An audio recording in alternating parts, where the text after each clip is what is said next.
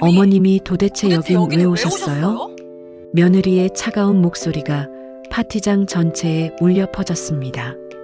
경비 아저씨, 여기 이상한 사람 좀 데려가 주세요. 50명도 넘는 사람들이 한 할머니를 바라보고 있었습니다. 낡은 가디건에 색바랜 바지를 입은 초라한 모습이었죠. 그 할머니는 조용히 주차장으로 내려갔습니다. 그리고 천천히 핸드폰을 꺼내 전화를 걸었어요. 강 회장님, 오랜만입니다. 사람 하나만 처리해 주시죠. 차분하지만 단호한 목소리였습니다. 대체 이 할머니는 누구일까요? 왜 며느리는 시어머니를 쫓아낸 걸까요? 그리고 할머니가 건 그 전화 한 통이 모든 것을 바꾸게 됩니다. 이 믿기 힘든 반전의 이야기가 궁금하시다면 지금 구독 버튼을 눌러주세요. 평범해 보이는 사람들의 숨겨진 이야기를 매일 전해드립니다. 자, 그럼 시간을 조금 되돌려 보겠습니다. 이 모든 일이 어떻게 시작되었는지 말이죠. 안녕하세요.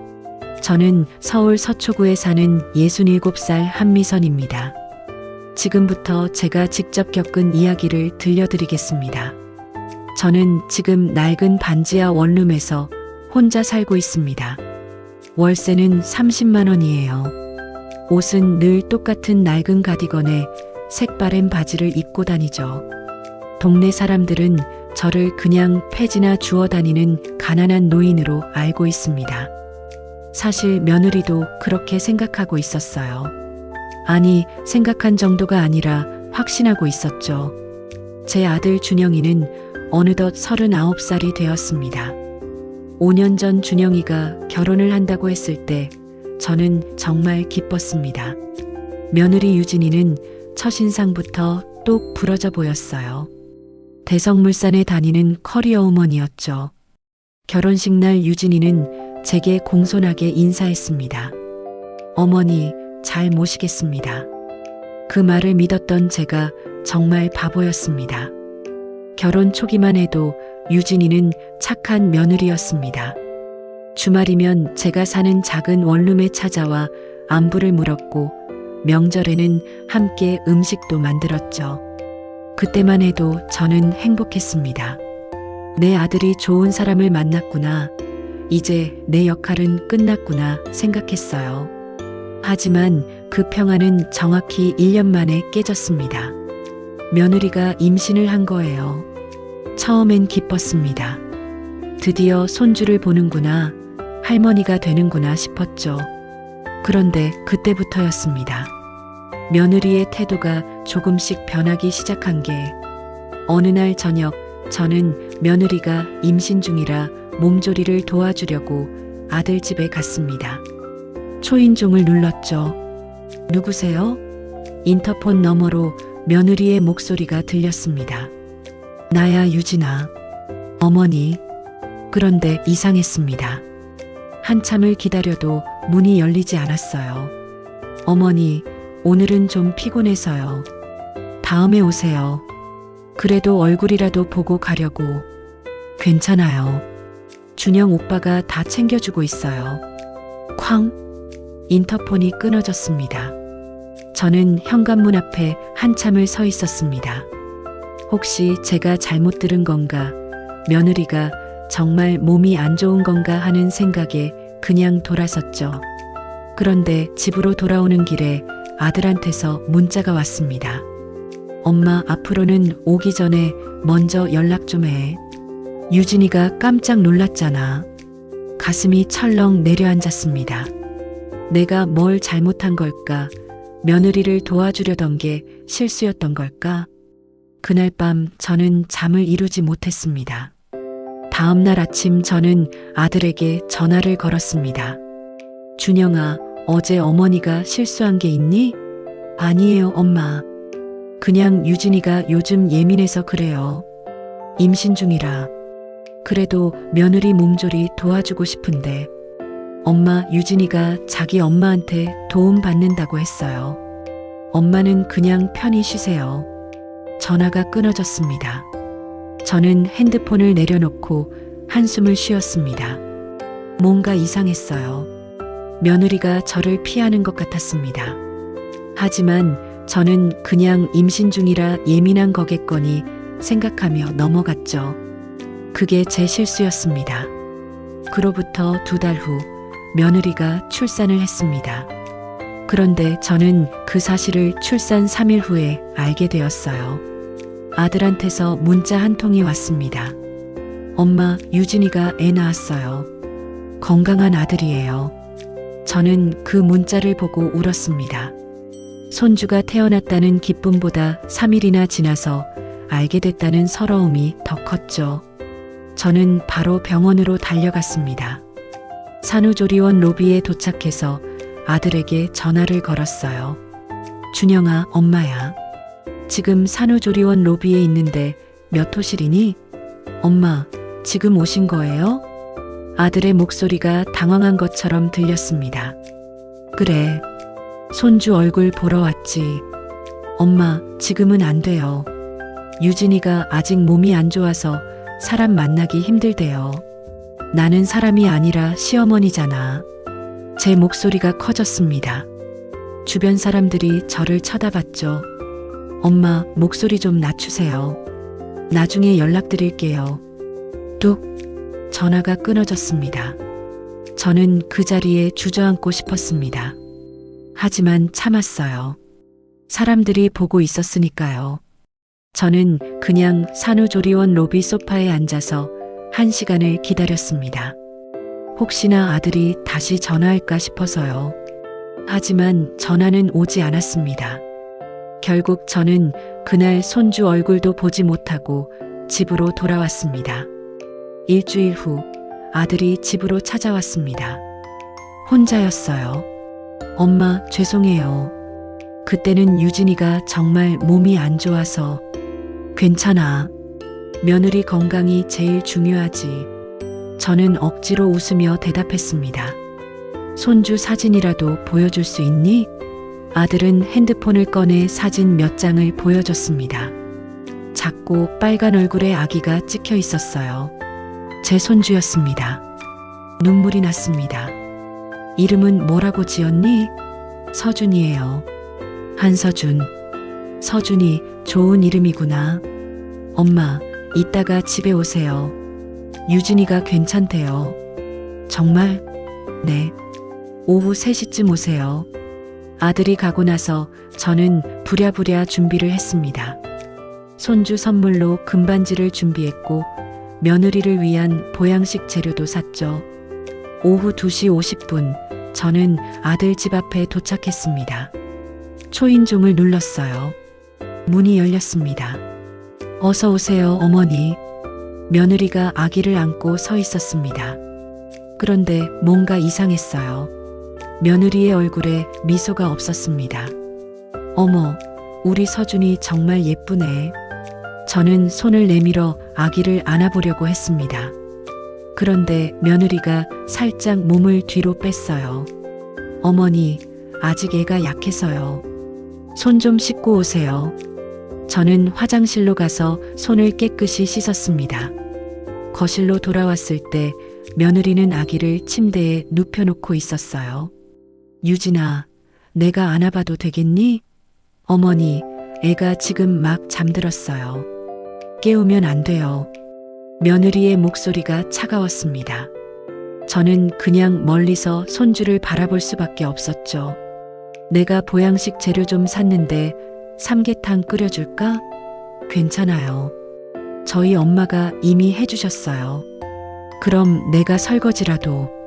아니에요. 식기세척기 있어요. 며느리는 제 모든 제안을 거절했습니다. 저는 1시간 정도 있다가 집으로 돌아왔어요. 손주를 한 번도 안아보지 못한 채로요. 그날 밤 저는 깨달았습니다. 며느리가 저를 원하지 않는다는 걸. 서준이가 100일이 되던 날이었습니다. 아들한테서 전화가 왔어요. 엄마, 이번 주 토요일에 서준이 100일 잔치예요. 어머, 정말? 어디서 하는데? 강남에 있는 호텔 연회장이요. 토요일 아침 저는 새로 산 옷을 입었습니다. 손주 할머니로서 부끄럽지 않게 정갈한 옷차림을 준비했어요. 선물로 금돌 반지도 준비했죠. 오전 11시 저는 호텔 연회장에 도착했습니다. 그런데 이상했어요. 연회장 문을 열고 들어갔습니다. 그런데 그 순간 저는 얼어붙었습니다. 이미 사람들이 가득 차 있었어요. 잔치가 시작되고 있었던 겁니다. 엄마, 아들이 저를 보고 다가왔습니다. 준영아, 12시부터라고 하지 않았니? 벌써 시작한 거야? 아, 그게 친한 사람들은 11시부터 오라고 했거든요. 친한 사람들. 그 말에 가슴이 철렁 내려앉았습니다. 자리는 어디니? 엄마, 저쪽 구석 자리에 앉으세요. 아들이 가리킨 곳은 연회장 제일 구석진 자리였습니다. 저는 그 자리에 앉았습니다. 주변을 둘러보니 며느리 친척들이 주요 자리에 다 앉아 있었어요. 며느리 부모님은 특별석에 앉아 계셨고요. 잠시 후 사회자가 마이크를 잡았습니다. 지금부터 한서준 아기의 100일 잔치를 시작하겠습니다. 먼저 외할머니께서 서준이에게 선물을 전달하시겠습니다. 며느리 어머니가 일어나 서준이에게 선물을 줬습니다. 사람들이 박수를 쳤어요. 그런데 이상했습니다. 저는 언제 선물을 주는 거죠? 잔치가 끝날 때까지 제 순서는 오지 않았습니다. 잔치가 끝나고 사람들이 빠져나갈 때 저는 며느리에게 다가갔습니다. 유진아, 서준이한테 줄 선물이 있는데. 아, 어머니, 그냥 나중에 주세요. 지금 바빠서요. 집으로 돌아오는 길, 저는 버스 안에서 눈물을 흘렸습니다. 그날 밤 아들에게 전화가 왔습니다. 엄마, 오늘 와주셔서 감사해요. 준영아. 네, 엄마. 엄마가 혹시 며느리한테 잘못한 게 있니? 침묵이 흘렀습니다. 아니에요, 엄마. 왜 그러세요? 그럼 왜 엄마를 저렇게 대하는 거니? 엄마, 무슨 말씀이세요? 다들 엄마한테 잘해주려고 했는데. 저는 더 이상 아무 말도 할 수 없었습니다. 그로부터 몇 달이 지났습니다. 저는 아들 집에 거의 가지 않았어요. 며느리가 싫어하는 게 느껴졌으니까요. 계절이 바뀌었습니다. 서준이가 돌이 되었어요. 이번에는 아예 연락도 없었습니다. 저는 며칠 후에 며느리 SNS를 통해 알게 되었죠. 화려한 돌잔치 사진들이 올라와 있었어요. 서준이가 한복을 입고 웃고 있는 사진, 가족들이 함께 찍은 단체 사진. 그런데 그 어디에도 저는 없었습니다. 저는 핸드폰을 꺼서 침대 옆에 던져버렸어요. 가슴이 너무 아팠습니다. 다음 날 아침 저는 아들에게 전화를 걸었습니다. 준영아. 네, 엄마. 서준이 돌잔치 했다며? 침묵이 흘렀습니다. 어떻게 아셨어요? SNS에서 봤어. 왜 엄마한테는 연락 안 한 거니? 엄마, 그게 뭔데? 손주 돌잔치에 친할머니는 부르지도 않는 게 말이 되니? 엄마, 유진이가 조촐하게 하고 싶대요. 양가 부모님만 모시고요. 양가 부모? 그럼 나는 뭔데? 엄마는 유진이 부모님이 불편해하실까봐. 저는 전화기를 쥔 손이 떨렸습니다. 내가 며느리 부모한테 뭘 잘못했는데 그 사람들이 불편해? 그게 아니라 엄마가 계시면 분위기가 좀 뭔데? 아들이 한숨을 쉬었습니다. 엄마, 솔직히 말씀드릴게요. 엄마 옷차림이나 그런 게 유진이 부모님이랑 격이 안 맞아서요. 머리가 멍해졌습니다. 격이 안 맞아? 네. 유진이 아버지가 대기업 임원이시잖아요. 그런 분들 앞에서 엄마가 계시면 좀 그렇잖아요. 좀 그래? 내가 뭐가 그런데? 엄마 반지하에 사시고 옷도 맨날 똑같은 거 입으시고 사람들이 오해할 수도 있잖아요.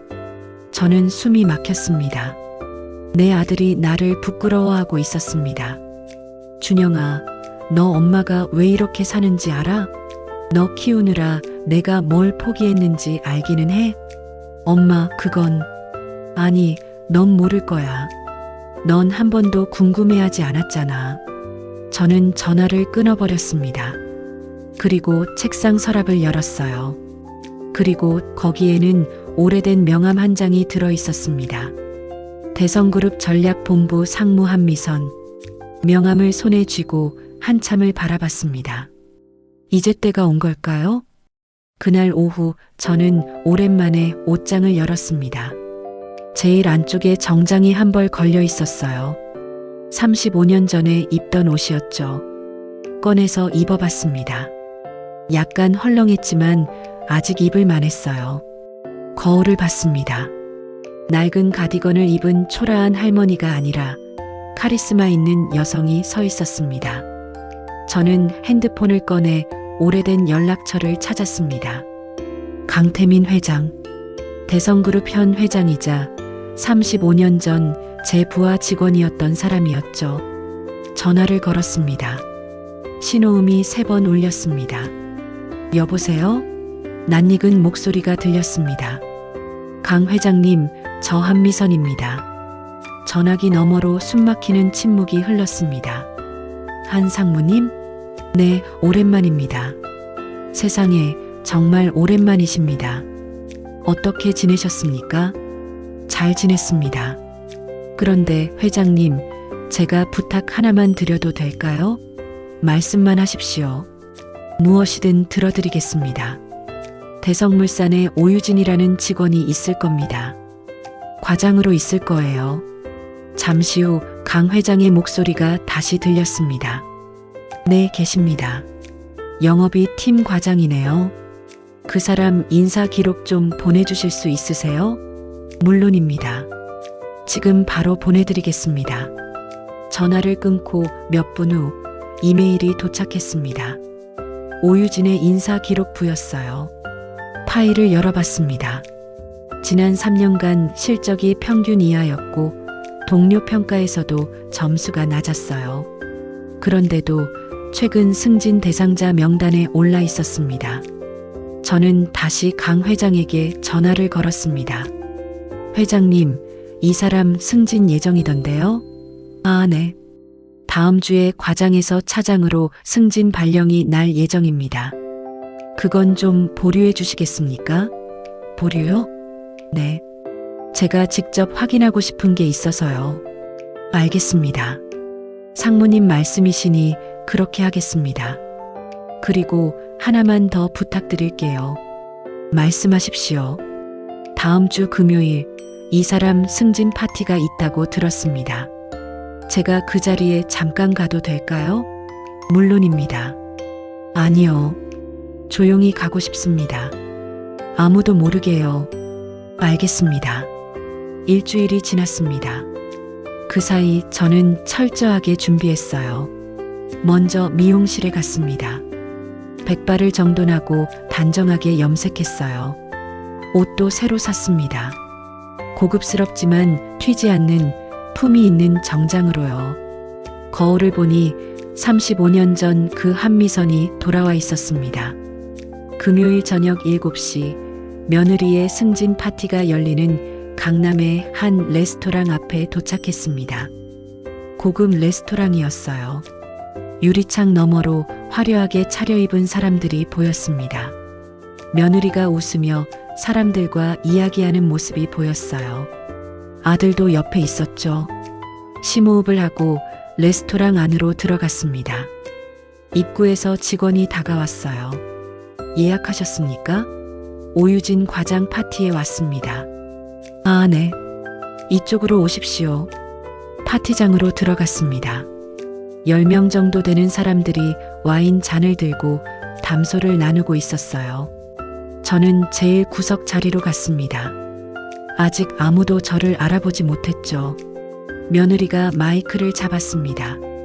안녕하세요, 여러분. 오늘 이렇게 제 승진을 축하해 주러 와주셔서 정말 감사합니다. 사람들이 박수를 쳤어요. 이 자리를 빌려 제 남편에게도 감사 인사를 전하고 싶어요. 준영 오빠, 항상 응원해줘서 고마워요. 며느리가 아들을 바라보며 미소 짓자 아들도 행복한 표정으로 박수를 쳤습니다. 며느리의 친구들이 옆에서 수군거렸습니다. 유진이 진짜 대단하다. 근데 시어머니는 안 보이네. 되게 초라하게 입고 다니시던데. 반지하에 산다던데. 그런 시어머니면 안 모시는 게 낫지. 웃음소리가 들렸습니다. 저는 주먹을 꽉 쥐었어요. 파티가 무르익을 무렵이었습니다. 저는 조용히 핸드폰을 꺼냈습니다. 강 회장에게 문자를 보냈어요. 지금 시작하셔도 됩니다. 잠시 후 레스토랑 입구가 소란스러워졌습니다. 검은 정장을 입은 남자들이 들어오고 있었어요. 맨 앞에 선 남자가 며느리를 향해 걸어왔습니다. 오유진 과장님이신가요?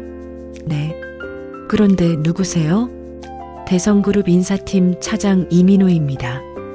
며느리의 얼굴이 굳었습니다. 인사팀이요? 무슨 일로? 잠깐 밖에서 이야기 좀 하시죠. 며느리가 불안한 표정으로 밖으로 나갔어요. 저는 조용히 미소 지었습니다. 5분 후 며느리가 다시 들어왔습니다. 얼굴이 새하얗게 질려 있었어요. 손이 떨리고 있었죠. 인사팀 차장이 파티장 안으로 들어왔습니다. 그리고 마이크를 잡았어요. 죄송합니다만 오늘 파티는 여기서 종료하겠습니다. 네, 무슨 소리예요? 오유진 과장의 승진이 취소되었습니다. 파티장이 순간 조용해졌습니다. 취소? 왜요? 인사규정 위반 사항이 발견되었습니다. 며느리가 비틀거렸어요. 아들이 며느리를 붙잡았죠. 인사팀 차장이 고개를 숙이고 나갔습니다. 사람들이 수군거리기 시작했습니다. 뭐야? 승진 취소? 분명히 뭔가 문제가 있었던 거 아니야? 며느리가 울음을 터뜨렸습니다. 10분 만에 파티장이 텅 비었습니다. 남은 건 며느리, 아들, 그리고 저뿐이었죠. 며느리가 주변을 둘러보다가 저를 발견했습니다. 그런데 이상했어요. 며느리는 저를 알아보지 못했습니다. 실례지만 어느 부서에 계세요? 저는 대답하지 않았습니다. 그냥 며느리를 똑바로 쳐다봤죠. 저 혹시 회사분이 아니세요? 아닙니다. 제가 처음으로 입을 열었습니다. 며느리가 눈을 크게 떴어요. 어머니. 그제야 며느리가 저를 알아봤습니다. 어머니. 며느리의 목소리가 떨렸습니다. 어머니, 왜 오셨어요? 초대 안 했잖아요. 너 방금 뭐라고 했지? 저는 차가운 목소리로 물었습니다. 반지하에 사는 사람은 이런 고급 레스토랑에 안 어울린다고 했지? 며느리의 얼굴이 더 하얗게 질렸습니다. 그건 내가 창피해서 초대 안 한 거지? 아들이 달려왔습니다. 엄마, 제발 집에 가세요. 준영아. 엄마, 왜 이러세요? 유진이가 싫다고 했잖아요. 아들의 말에 저는 숨이 막혔습니다. 너까지 그러니? 저는 핸드폰을 꺼냈습니다. 며느리가 눈을 크게 떴어요. 너 궁금하지? 내가 어떻게 내 승진을 취소시켰는지. 어머니가 정말 어머니가 한 거예요? 저는 핸드폰 화면을 며느리에게 보여줬습니다. 거기에는 대성그룹 강태민 회장의 연락처가 떠 있었어요. 이 사람 알아? 며느리의 얼굴이 더 하얗게 질렸습니다. 강 회장님? 맞아.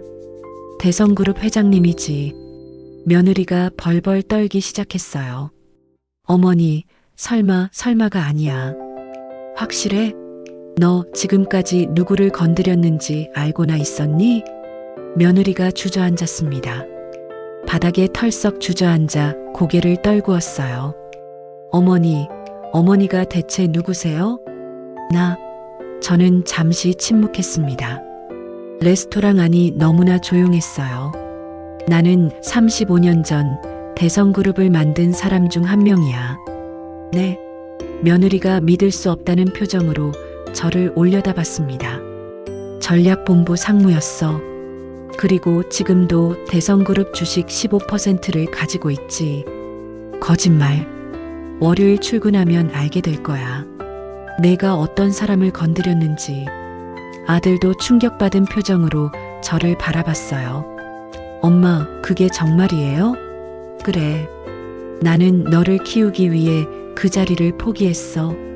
너 하나만 보고 살았지. 근데 너는 나한테 뭘 해줬니? 며느리가 나를 학대할 때 뭐 했어? 저는 가방에서 서류를 꺼냈습니다. 이게 뭐예요? 너희가 사는 아파트 등기부등본이야. 그 집 주인이 누군지 알아? 나야. 내가 30년 전에 산 집이지. 너희한테 싸게 전세를 준 거야. 세상에. 며느리가 머리를 감싸쥐었습니다. 그리고 내일부터 너희 둘 다 회사에 나가지 마. 해고 통보가 내려갈 거야. 안 돼요. 며느리가 비명을 질렀습니다. 그리고 한 달 안에 그 집에서 나가. 보증금은 위약금으로 공제될 거고. 어머니, 제발. 며느리가 제 다리를 붙잡았습니다. 저는 며느리의 손을 뿌리쳤습니다. 너희는 나를 사람으로 대해주지 않았어. 이제 나도 너희를 가족으로 대하지 않을 거야. 저는 서류를 다시 집어넣고 가방을 들었습니다. 레스토랑 문을 열고 나가는 순간 차가운 밤 공기가 얼굴을 스쳤습니다.